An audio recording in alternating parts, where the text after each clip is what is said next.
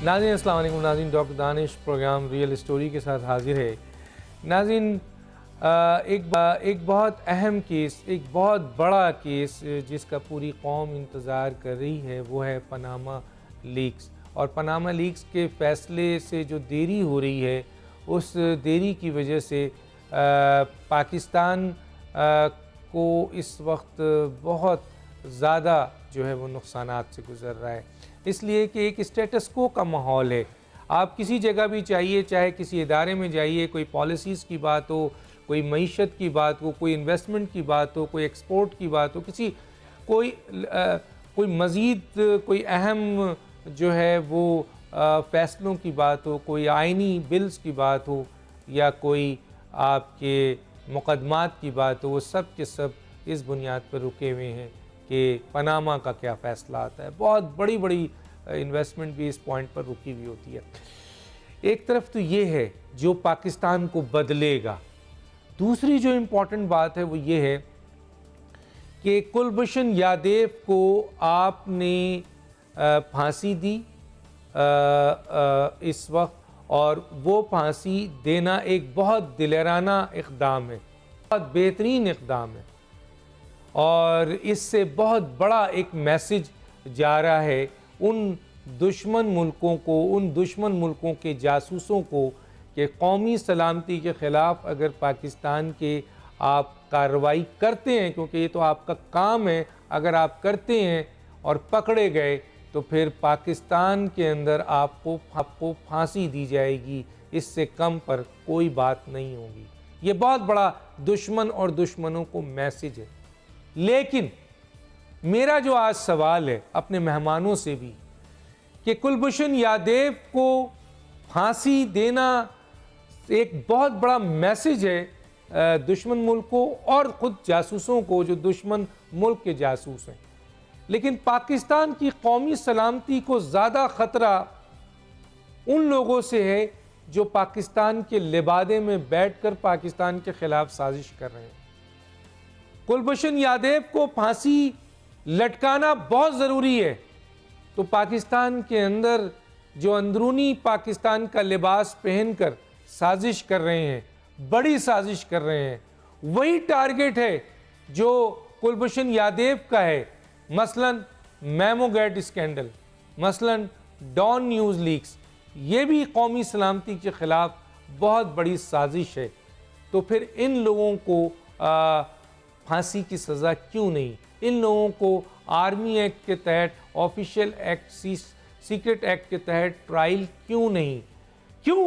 क्योंकि पाकिस्तान को जितना बड़ा ख़तरा पाकिस्तान के बाहर से नहीं है, इतना बड़ा ख़तरा पाकिस्तान को पाकिस्तान के अंदर से है। ये मैं नहीं कहता, बहुत अहम ज़िम्मेदारान पाकिस्तान के कहते हैं। तो मेरा आज का सवाल है, कुलभूषण यादव को फांसी बहुत ज़रूरी है, बहुत बड़ा मैसेज है, इस पर फौरी अमल दरामद होना चाहिए।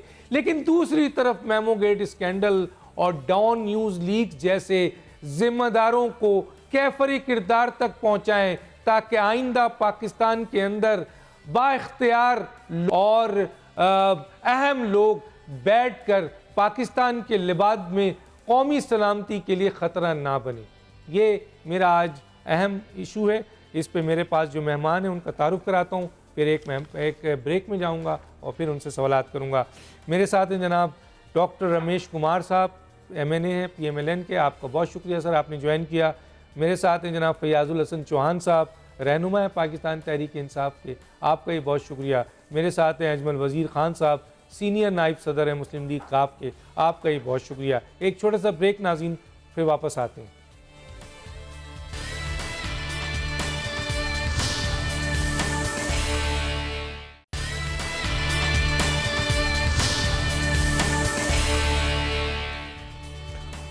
वेलकम बैक नाज़रीन।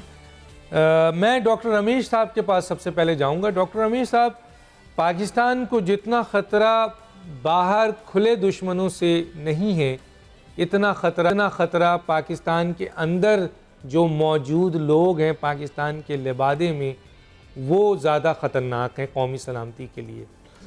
सर, दो बहुत अहम, कुलभूषण यादव पकड़ा गया, कौमी सलामती के ख़िलाफ़ साजिश कर रहा था, उसको army act, official secret act के तहत ट्रायल किया गया और उसको फांसी की सज़ा दी गई। बहुत सही काम हुआ। सर, मेमोगेट स्कैंडल और डॉन न्यूज़ लीक्स भी कौमी सलामती के ख़िलाफ़ बहुत बड़ी साजिश है।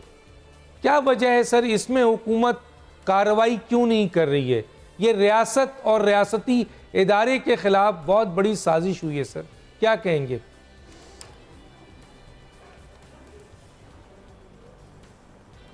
शुक्रिया डॉक्टर दानिश। पहली चीज़ तो ये कि इस चीज़ के ऊपर सारी कौम मुत्फिक है कि पाकिस्तान को जो भी ख़तरात हो, जो भी थ्रेड हो, चाहे उसके अंदर इंटरनल इन्वॉल्वमेंट हो चाहे एक्सटर्नल इन्वॉल्वमेंट हो, उनके साथ कोई माफ़ी की गुंजाइश नहीं है। उनके साथ बिल्कुल सज़ाए मौत का जो डिसीजन हुआ है, ऐसी चीज़ें होनी चाहिए। अब आपने जो कलभूषण और मेमोगेट और डॉन लीक्स को, मैं समझता हूँ कि कौमी सलामती का इशू कभी बाहर से हो मगर इंटरनली हो, इन चीज़ों को हम बिल्कुल मुशामत रखेंगे कि ये दोनों चीज़ें हैं या तीनों चीज़ें सेम हैं। हम इसको ये नहीं कहेंगे कि वो अलहदा है ये अलहदा है, और इनके ख़िलाफ़ भी केस, मगर इनका तयन कौन करेगा कि डॉन लीक्स के अंदर क्या हुआ है और मेमोगेट के अंदर क्या हुआ है। इन चीज़ के इस चीज़ों के लिए बिल्कुल हमें एक ऐसी कमेटी बनानी चाहिए कि सिर्फ मिलिट्री कोर्ट्स के लिए नहीं, हमें ऐसी कमेटी बनानी चाहिए कि ये जो केसेस हैं, ये केसेस नेशनल सिक्योरिटी के लिए ख़तरा है, और लिहाजा जो नेशनल सिक्योरिटी के हवाले से जो पैरामीटर्स होने चाहिए थे उसकी ये उन्होंने जारी नहीं की है, चाहे अमेरिकन वीज़ा के हवाले से हो, चाहे अगर इंटरनल कोई मीटिंग हो उसको मिसप्लीड करके अगर कोई ऐसी न्यूज़ जो बाहर शाह की हो, तो उसके लिए जो है बिल्कुल सज़ा होनी चाहिए। और मैं इस चीज़ में बिल्कुल एग्री हूँ कि पाकिस्तान की सलामती के ऊपर चाहे कितनी भी बड़ी ताकत अगर इन्वॉल्व हो, तो कम से कम वो काबिल माफ़ी नहीं होनी चाहिए, इसमें तो कोई शक नहीं है। मगर उसके लिए पाकिस्तान के अंदर अब आप कहें कि हर चीज़ जो है वो आर्मी के ऊपर छोड़ दें, तो ऐसे तो एक तो जैसे आर्मी एक आर्मी का जो पूरी पाकिस्तान की अगर लाइफ का देखा जाए तो सिविलियन गवर्नमेंट के साथ जो एक तरीके का रहा है वो भी एक अपना एक दूसरे तरीके से रहा है, जिसकी वजह से सारा उनके ऊपर भी नहीं छोड़ा जा सकता। मगर एक इंडिपेंडेंट ऐसी नेशनल सिक्योरिटी के हवाले से ऐसी कोई कमेटी हो जो इन चीज़ों को देखे। जब ये डॉन लीक्स का मसला आया, हमारी गवर्नमेंट के अंदर मसला था, आपने देखा कि हमारी सिविलियन गवर्नमेंट ने कहा कि बिल्कुल इसके ऊपर एक्शन होना चाहिए, ये प्रोब होना चाहिए कि कौन कौन बंदे इसमें इन्वॉल्व हैं। हमने एक इंडिपेंडेंट कमेटी बनाई, एक जुडिशरी को, एक जुडिशल ऑफिसर को हमने इन्वॉल्व किया, मगर आज तक हकीकत में चौधरी निसार की कोशिश है कि ये जल्दी आए, आज तक उसकी रिपोर्ट जो है वो सामने नहीं आ रही है, जिसकी वजह से हम भी चाह रहे हैं कि वो रिपोर्ट आए। जो बार बार जो खदशात जाहिर किए जा रहे हैं, जो परसेप्शन जो लोगों के बीच में दिखाई जा रही है, जो गलत परसेप्शन दिखाई जा रही है, क्योंकि अगर गवर्नमेंट का कोई भी बंदा अगर ऐसे इन्वॉल्व होता या गवर्नमेंट उसको डिफेंड करना चाहती, तो फिर ये कमेटियां, ये इंक्वायरियां सब कुछ नहीं बनती। मगर ये इस वजह से बनती है कि दूध का दूध और पानी का पानी आवाम के सामने आना चाहिए कि इस चीज के अंदर अगर कोई इन्वॉल्व था, कोई भी था, उसका ताल्लुक है चाहे किसी भी तंजीम, किसी भी इदारे से हो, मगर उसको हमने कटड़े में दाखिल किया। और हुसैन हक्कानी को, अगर मेमोगेट की अगर बात आती है, हुसैन हक्कानी के हवाले से जो लीडरशिप आके प्रोटेक्ट करती है ना उसको, वो गलत है। कभी जो है वो उनको छुपाया जाता है, जब प्रेसिडेंट हाउस में कभी जो है उसको लेटर देके परमिशन दी जाती है, आज उसे जो है वो लातल की दिखाई जाती है। मैं समझता हूं वो गलत है। ठीक है, मैं आगे आपसे बात करूंगा, बहुत सही बात की आपने।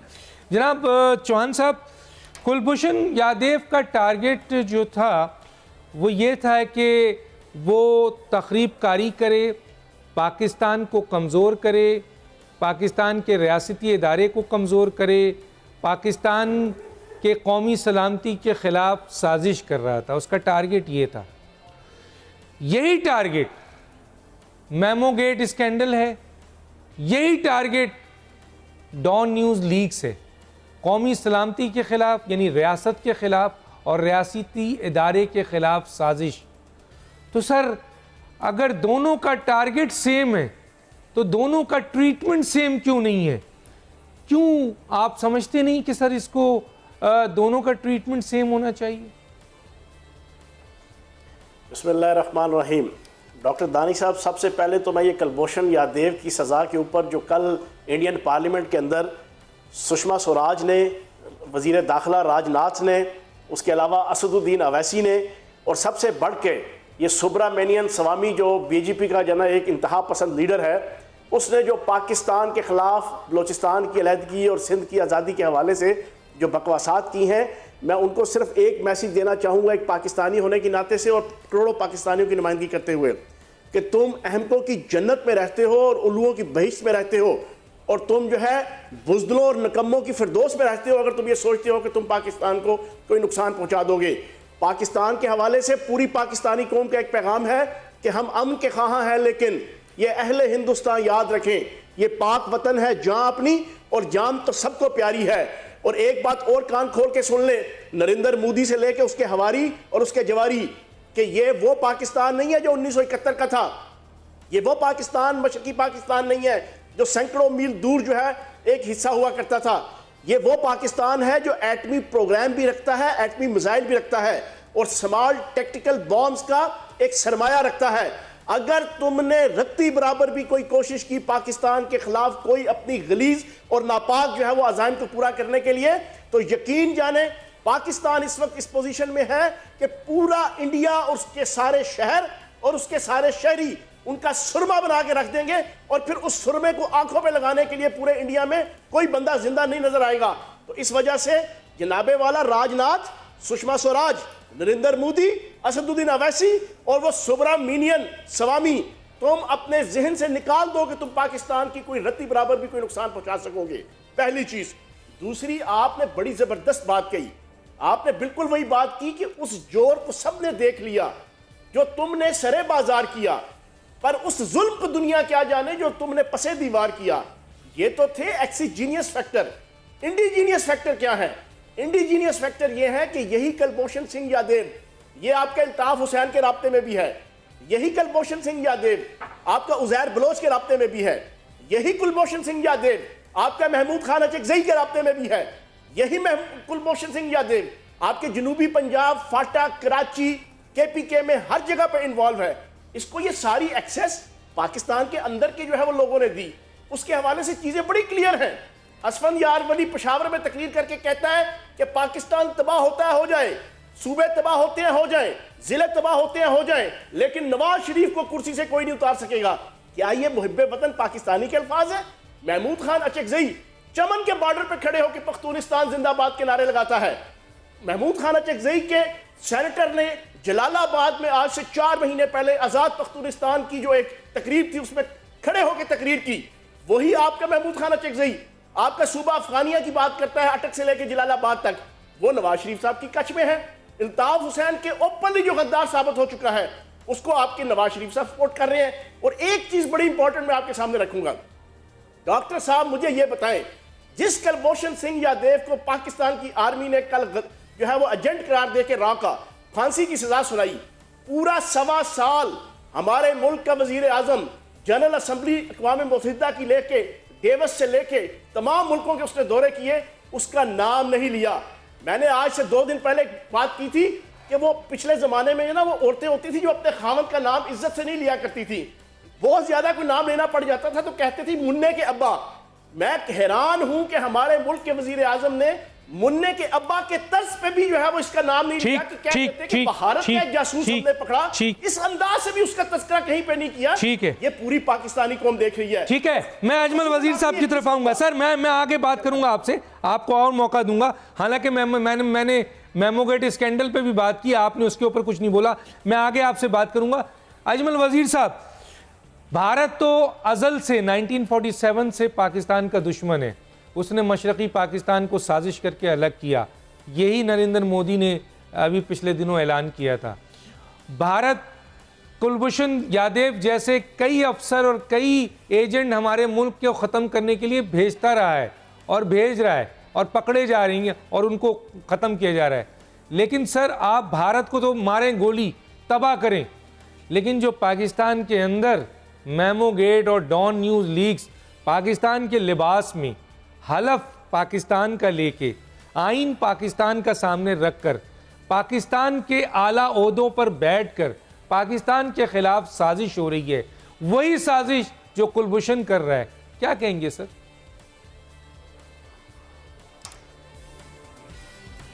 देखिए डॉक्टर साहब, पहली बात तो ये है कि ये जो भारत की गिदड़बकिया है ये हमने पहले भी सुनी हुई है। उनके पार्लियामेंट में क्या होता है, वो क्या कहते हैं, हम एज ए कौम हमें कोई परवाह नहीं है। हमें पहले भी देखा है कि उनमें कितना वो है। देखें, बात ये है कि कुलभूषण यादव के हवाले से तो फांसी की सज़ा उसको हो गई है, लेकिन मैं ये चाहता हूँ कि इसको वाघा बॉर्डर के ऊपर लटकाया जाए सूली पे, ताकि हिंदुस्तान को पता चल जाए कि पाकिस्तान में ऐसे करने का क्या रिज़ल्ट होता है। या उसके जो पाकिस्तान में एडर एबेटर फैसिलिटेटर थे उनको भी, उसकी वजह यह है कि अगर हम ये इस तरह नहीं करेंगे और इस पे जितना जल्द से जल्द हो सके इस पे अमल दरामद होना चाहिए और इस चैप्टर को क्लोज करना चाहिए, इस पे कोई दूसरी बात नहीं है। अच्छा, अब आपने बात की है कि जो मुल्क के अंदर, इसमें कोई शक नहीं है और इसमें कोई दूसरी राय नहीं है कि यहाँ पाकिस्तान में इस वक्त जो सूरत हाल है वो हमारे तकरीबन लीडर जो है वो डीलर बन चुके हैं। जिस वक्त आपके मुल्क के लीडर डीलर बन जाए और हर चीज़ पे डीलर और हर चीज़ पे डील करेंगे तो फिर मुल्क के यही हालात होंगे जो आज आपके सामने हैं। आपने मेमो गेट की बात की है, मेमो गेट में कितना बड़ा ब्लंडर हुआ था और ये आज के प्राइम मिनिस्टर साहब जो थे वो उस वक्त काला कोट पहनकर सुप्रीम कोर्ट में गए थे। आज वो खुद प्राइम मिनिस्टर है, उनमें उस पर क्या किया ये सबके सामने। और अभी हुसैन हक्कानी ने उसके बाद जो बातें की हैं वो जो अभी सामने है उस पर हमने क्या किया, कुछ भी नहीं। अल्ताफ हुसैन ने पाकिस्तान के खिलाफ क्या तकरीरें की है, उस पर क्या हुआ, कुछ भी नहीं, क्योंकि हर जगह पे हम डील कर रहे हैं। और फिर ये कि जिन्होंने इस मुल्क को लूटा है, यहाँ पे डॉक्टर साहब एक चीज़ मैं आपको बताऊं, लूटने वाले को यहाँ पे इज्जतदार समझा जाता है। लूटने वाले को जो अरबों खरबों का डाकू होता है उसके सामने रूट लगते हैं, उसके आगे पीछे पुलिस के स्क्वाड होते हैं। ये है आपके मुल्क का जो मौजूदा सूरत हाल है, वो ये है। तो माशी दहशतगर्दी के हवाले से भी आप देखें किसी को कुछ भी नहीं हो रहा, न कोई पकड़, अगर कोई पकड़े गए तो वो रहा हो रहे हैं और कोई मुल्क से बाहर जा रहे हैं और कोई आकर इधर अपनी क्लियरेंस सर्टिफिकेट ले रहे हैं। ये क्या है, ये मुल्क क्या है, खाला जी का घर हमने बनाया हुआ है, इस मुल्क को डील करो। और फिर ये कि ये जो चीजें हैं जो आज हम फेस कर रहे हैं, एक तरफ हम जो है ना बाहर से वर्ल्ड बैंक IMF से मुल्क को कर्जदार कर दिया, सर तक हम कर्जों में डूब चुके हैं और वो अलग अपनी जगह पे है। और दूसरी तरफ कह रहे आपके मुल्क में आप देखिए सूरत हाल, गर्मियां भी शुरू नहीं हुई है, 18-18, 16-16 घंटे की लोड शेडिंग है। और ख्वाजा आसिफ साहब के फरमाते हैं कि ये जी क्लाइमेट चेंज की वजह से ये सब कुछ हो रहा है। मसलन आप लोग उस चीज पे भी काबू नहीं कर रहे। और फिर डॉन लीग्स के हवाले से डॉक्टर साहब वो कौन सी कमीशन है जिसकी खुद वजीर दाखिला ने कहा था कि 1 महीने तक रिपोर्ट आएगी, अब 2, 3, 4, 5 महीने गुजर गए, कोई रिपोर्ट नहीं आ रही है। और वो बताया जाए मुल्कों को कि उसमें कौन इन्वॉल्व है, क्या वो लोग तो इन्वॉल्व नहीं है जो जिनके लिए रूट लगाए जाते हैं। तो फिर अगर वो लोग इन्वॉल्व है तो उसका एहतसाब कौन करेगा? मैं यहाँ रोकूंगा सर, मुझे ब्रेक के लिए कहा जा रहा है, मुझे ब्रेक के लिए कहा जा रहा है। नाज़रीन एक छोटा सा ब्रेक लेते हैं, फिर वापस आते हैं।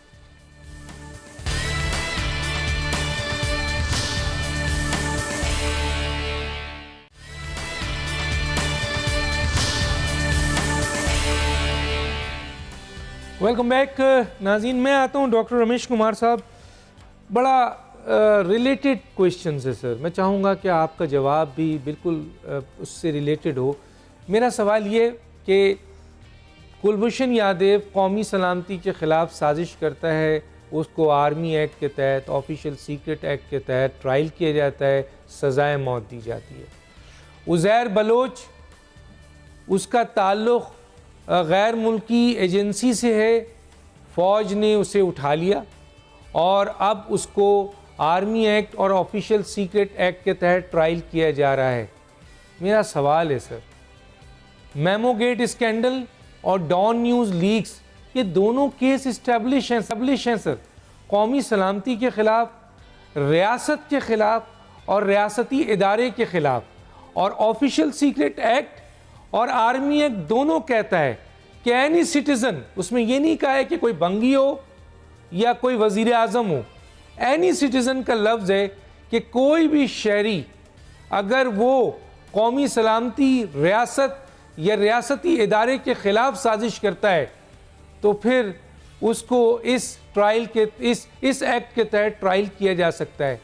तो सर इन दोनों का मुतालबा आप क्यों नहीं करते हैं कि इनको भी आर्मी एक्ट के तहत, ऑफिशियल सीक्रेट एक्ट के तहत इन दोनों केसेस को जो इस्टेब्लिश है, जो वो कहानी है जो प्रिंट हुई है, वो मौजूद है, वो पाकिस्तान के रियासती इदारे के ख़िलाफ़ लिखी गई है, वो कौमी सलामती के ख़िलाफ़ लिखी गई है, तो इसका और वो भारत का नैरेटिव है, तो आप ट्रायल के लिए क्यों नहीं मुतालबा करते सर?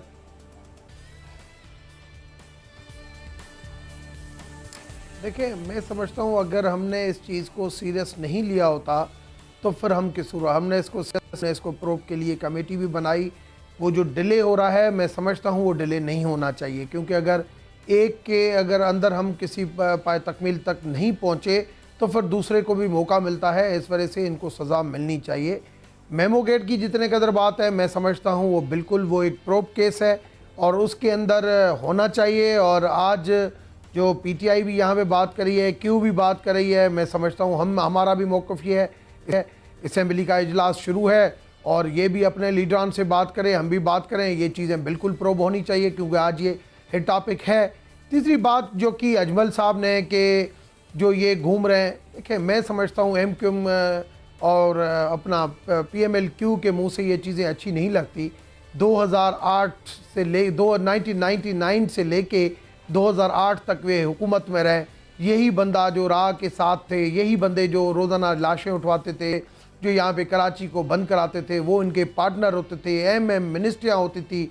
आप यहाँ पे मफाहमत जो है ना, मुझे एक चीज़ बदकिस्मती से कहनी पड़ती है कि पाकिस्तान के अंदर जो सियासत होती है, स्पेशली पीपल्स पार्टी और क्यू के दौर में, मफाहमत सियासत के अंदर होनी चाहिए। अच्छी बात है कि कंप्रोमाइज़ से जो है वो गुड गवर्नेंस, मगर कंप्रोमाइज़ गुड गवर्नेंस के लिए वो बेहतर है, मगर कंप्रोमाइज़ गवर्नर चलाने के लिए वो बेहतर है, मगर कंप्रोमाइज़ गवर्नेंस में गवर्नमेंट के अंदर रहने के लिए हो वो बिल्कुल बेकार है। जहाँ पे आदमी अपने प्रिंसिपल के साथ कंप्रोमाइज़ कर देता है, तो क्यू और पीपल्स पार्टी तो वो पार्टियाँ हैं, तो कम से कम इनके चीज़ें, इनके मुंह से ये एहसाब की बातें हैं और ये बड़ी बातें अच्छी नहीं लगती। फिर भी PMLN ने वो करके दिखाया है। PTI तो अभी नई पार्टी आई है, मेरे ख्याल में एक KPK के अंदर उसको हुकूमत मिली है अभी, वो उसके अंदर भी जो है वो एडमिनिस्ट्रेटिवली जो है कभी लोकल बॉडीज़ में फंस जाती है, कभी सर इशू ये नहीं है, ठीक है, ये इशू है, ये इशू नहीं है कि उन चीज़ों को इस वक्त पाकिस्तान के अंदर जो है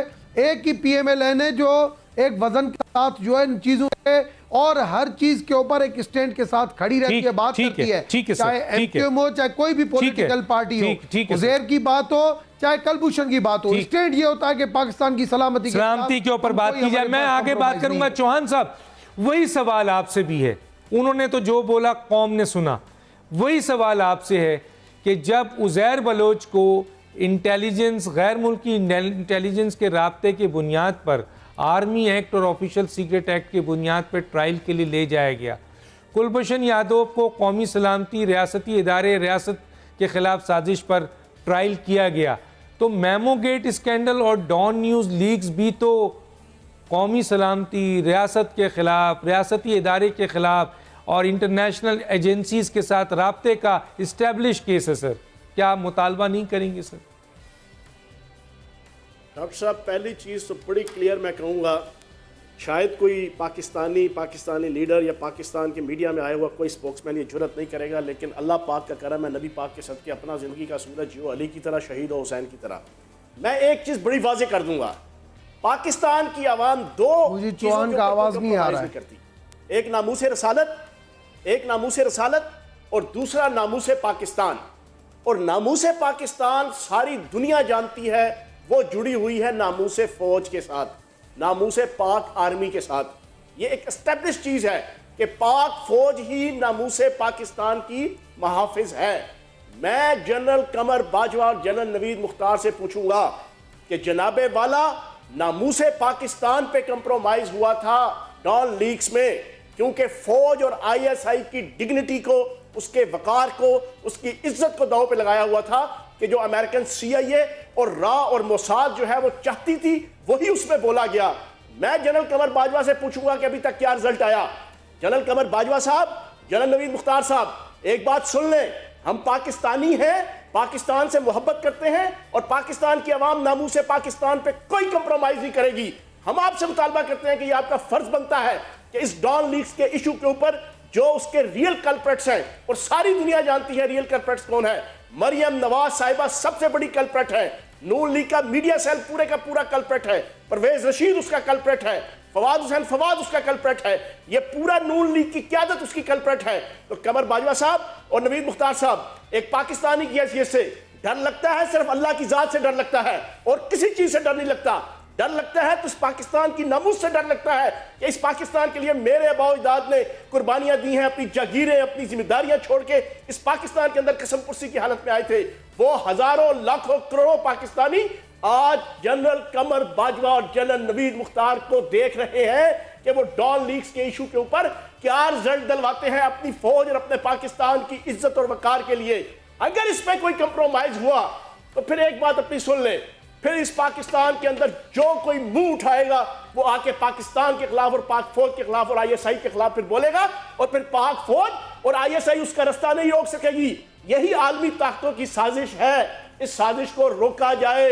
एक पाकिस्तानी, एक दर्दमंद पाकिस्तानी और 22 करोड़ पाकिस्तानियों की नुमाइंदगी करते हुए जिस जुर्रत रंदाना से मैंने आपके सामने ये बात रखी है, ये दिल से रखी है। हमें पाकिस्तान से मोहब्बत है और किसी से मोहब्बत नहीं है। रियासत से बढ़कर कोई चीज नहीं है, सब उसके नीचे है, चाहे आइन है चाहे इदारे हैं। अजमल वजीर साहब, मैं आपसे ये कहूंगा कि आप इस बात का सवाल का जवाब दें कि आर्मी इस दोनों को जब इनके एक्ट के अंदर आता है, और मेरे प्रोग्राम में दो बड़े अटॉर्नी जनरल, जनाब फॉर्मर अटॉर्नी जनरल जनाब अरमान मंसूर साहब ने और जनाब आपके इरफान कादिर साहब ने, दोनों ने ये कहा कि ये दोनों केस आर्मी एक्ट और ऑफिशियल सीक्रेट एक्ट के तहत ट्रायल होना चाहिए, कानून में कोई हिज नहीं। तो अजमल वजीर साहब, मैं ये पूछना चाहता हूं, इन दोनों केस में फौज क्यों नहीं ट्रायल कर रही है?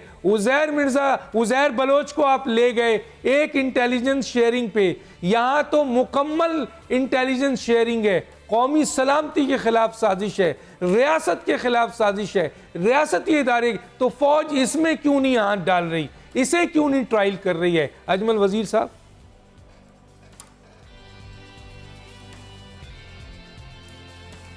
देखिए डॉक्टर साहब, पहली बात तो मैं ये करूँगा, इस पे मैं आता हूँ, लेकिन पहली बात मैं ये करूँगा कि रमेश कुमार ने यहाँ पे कुछ सवालात मेरे हवाले से, मेरी जुमात के हवाले से उठाई है। तो मेरा सिंपल सी एक जवाब है कि मेरी जुमात या हम कोई मुल्क से भागे हुए नहीं है, न कोई हमने कोई कंप्रोमाइज़ करके मुल्क से भागे हुए।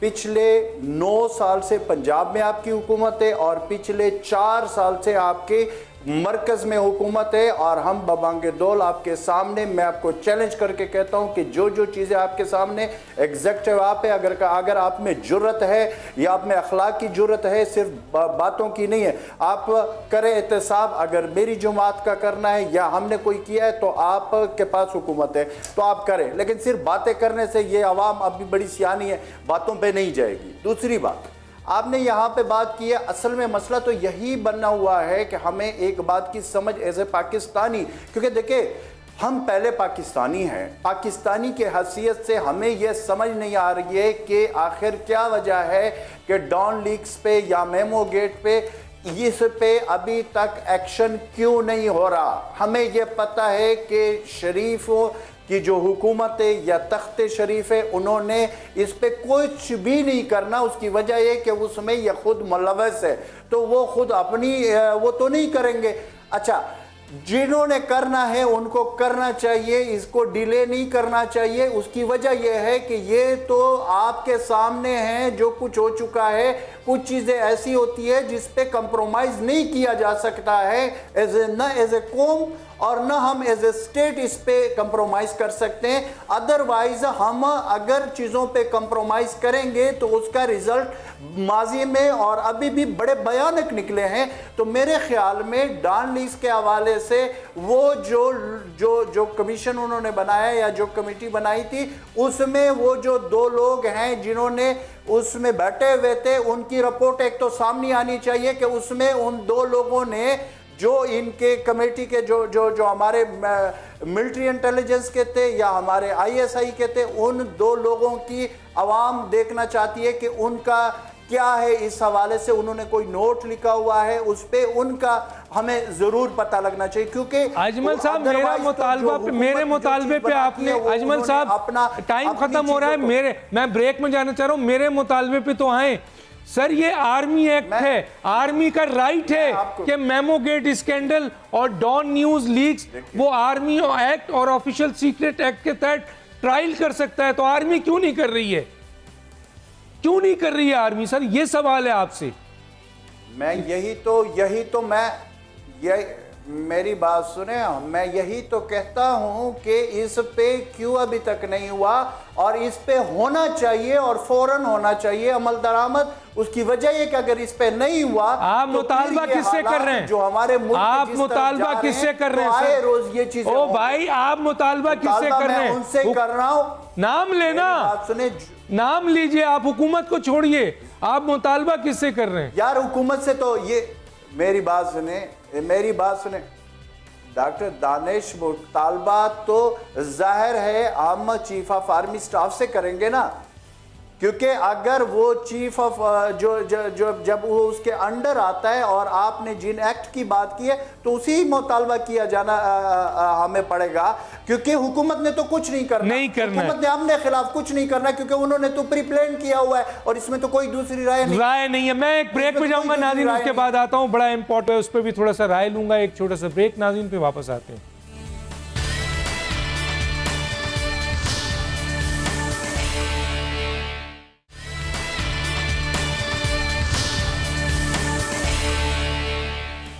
वेलकम बैक नाज़रीन, मैं डॉक्टर रमेश साहब। आप तीनों से एक ही सवाल है आज, और 2-2 मिनट है मेरे पास, और वो ये सवाल है कि पनामा लीक्स 23 फरवरी से उसका फैसला आना है, 47 दिन से ज़्यादा हो गया है।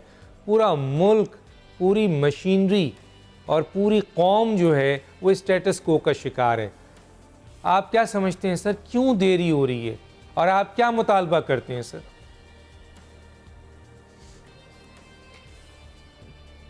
देखिए, पहली चीज़ तो ये कि बिल्कुल 23 फरवरी के बाद उसका फ़ैसला जो रिज़र्व है आना चाहिए, मगर ये कहना कि पूरी कौम और पूरा मुल्क और स्टक में हो गया है, ये गलत है। मैं समझता हूँ गुड गवर्नेंस के साथ पाकिस्तान तरक्की की राह पे PMLN की हुकूमत और मियाँ मोहम्मद नवाज शरीफ की क़यादत में तरक्की की राह की तरफ गामज़न है।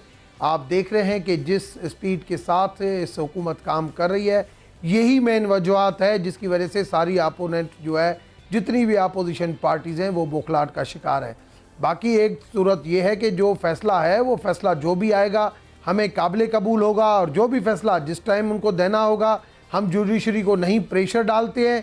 और मैं समझता हूँ जब वो लिख रहे हैं, वो कह रहे हैं कि हमने इसके ऊपर डिटेल जजमेंट देनी है। मैं समझता हूँ कल भी उन्होंने एक अपना ऑरेंज लाइन का जो केस चल रहा था, उसमें भी जस्टिस साहब ने ये कहा है कि हम उसका फ़ैसला देंगे और सदियों तक याद रखेंगे। तो उससे ऐसे प्रेशर देना कि अवाम इंतज़ार, मेरे ख्याल में आज भी अवाम PMLN के साथ है, कल भी PMLN के साथ होगी, पहले भी PMLN के साथ थी, तो इंतज़ार वाली बात नहीं है। बाकी एक फैसला है जो टाइम पे आना चाहिए। मैं समझ रहा हूँ बाकी जो PMLN की गवर्नमेंट अभी 2018 तक है और 2023 तक भी वो। ठीक है अजमल साहब, मैं आता हूँ चौहान साहब, पहले चौहान साहब से क्या कहते हैं? चौहान साहब, वही सवाल आपसे। सर बात ये है कि हम तो बचपन से सुनते आ रहे हैं और कान पक गए सुनते सुनते कि justice delay is justice denied. तो मैं ये समझता हूँ कि मोहतरम हमारे जो जजेस हजरात हैं, ये हाथ जोड़ के, इस मुल्क का कानून भी बड़ा अजीब व गरीब है, तो इन्हें अदालत भी फ़ौरन हो जाती है। मैं उनसे गुजारिश करूँगा कि जस्टिस डिले ना करें। दूसरी चीज़, मेरे भाई ने कहा तरक्की की राह पे गामजन है, ये तरक्की की राह पे गामजन का अभी कल की आप जना रिपोर्ट देख लें, जो इनके अपने जनाब स्टैटिस्टिकल ब्यूरो की रिपोर्ट आई है कि पहले 9 माह इस फाइनेंशियल ईयर के, उसमें पाकिस्तान का जो तजारती खसारा है वो पहले की निस्बत, पिछले साल की निस्बत 39% बढ़ गया है।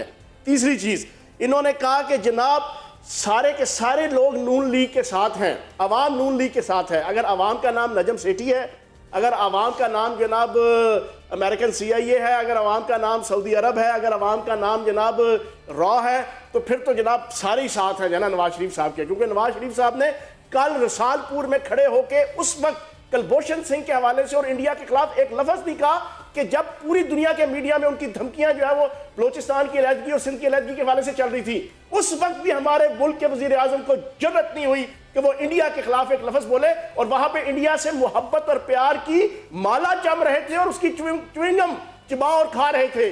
तो जनाबे वाला, पाकिस्तान की अवाम मुतालबा करती है कि ऐसे करप्ट और बददियानत हुक्मरानों को फौरी तौर पे जब वो कुर्सी से उतारा जाए, ताकि पाकिस्तान तरक्की की राह पे गामजन हो और जुर्रत और हिम्मत के साथ जो वो इंडिया का मुकाबला कर सके। ठीक है अजमल वजीर साहब, यही सवाल आपसे।